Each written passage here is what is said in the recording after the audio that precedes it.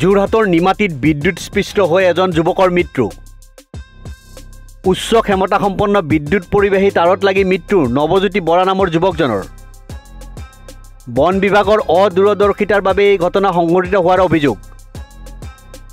11,000 কিলোভল্টৰ উচ্চ ক্ষমতাসম্পন্ন বিদ্যুৎ পৰিবাহী তাঁৰৰ তলতে নিৰ্মাণ কৰা হৈছে যোৰহাট বন বিভাগৰ দুমহলীয়া কাৰ্যালয়। যোৰহাটৰ নিমাতী বৰালি ফাকুৱা দলৰ সমীপত এটা চৰকাৰী ভৱনৰ নিৰ্মাণৰ কামত জড়িত হৈ থকা এজন যুৱক উচ্চ ক্ষমতাসম্পন্ন বিদ্যুৎ পৰিবাহী তাঁৰত লাগি বিদ্যুৎস্পৃষ্ট হৈ মৃত্যু হোৱা ঘটনাই তীব্ৰ প্ৰতিক্ৰিয়াৰ সৃষ্টি কৰিছে।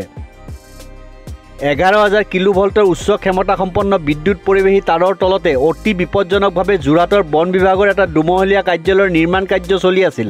এই কাৰ্যালয় ভৱনটোৰ নিৰ্মাণৰ কামত ৰাজমিস্ত্ৰী হিচাপে কৰ্মৰত বালিগাঁও নপমুৱা গাঁৱৰ নৱজ্যোতি বৰা নামৰ যুৱকজনৰ মঙলবাৰে ভৱনটোত কাম কৰি থকা অৱস্থাতেই উচ্চ ক্ষমতাসম্পন্ন বিদ্যুৎ পৰিবাহী তাঁৰত বিদ্যুৎস্পৃষ্ট হৈ মৃত্যু হয়। 11,000 কেবি উচ্চ ক্ষমতাসম্পন্ন বিদ্যুৎ পৰিবাহী তাঁৰৰ তলতেই অতি বিপদজনকভাৱে বন বিভাগৰ এই দুমহলীয়া কাৰ্যালয় ভৱনটো নিৰ্মাণ কৰিবলৈ লোৱাৰ সময়ত বহু লোকে এই বিপদৰ কথা অনুকুৱাই ভৱনটো কিছু নিলগত নিৰ্মাণ কৰিবলৈ কৈছিল যদিও ঠিকাদাৰ তথা বিভাগীয় বিষয়াসকলে বিষয়টোত কোনো গুৰুত্ব প্ৰদান নকৰিলে।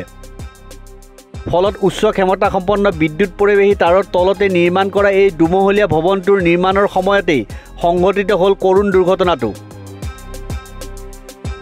এই ভৱনটো অতি বিপদজনকভাৱে এনেদৰে নিৰ্মাণ কৰিবলৈ যাৱতীয় অনুমতি কেনেদৰে লাভ কৰিলে তাক লৈ এতিয়া প্ৰশ্নৰ সৃষ্টি হৈছে। News desk report, news 13।